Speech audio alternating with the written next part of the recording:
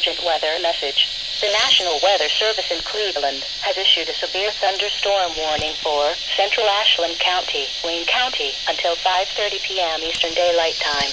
At 4:30 p.m. Eastern Daylight Time, the National Weather Service Doppler radar indicated a severe thunderstorm capable of producing quarter-size hail and damaging winds in excess of 60 miles per hour.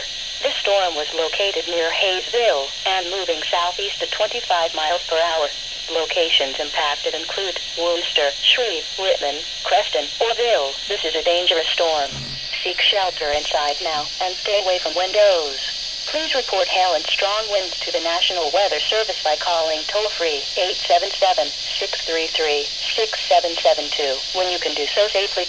Repeating, a severe thunderstorm warning has been issued until 5:30 p.m. Eastern Daylight Time for the following counties in Ohio, Ashland, and Wayne.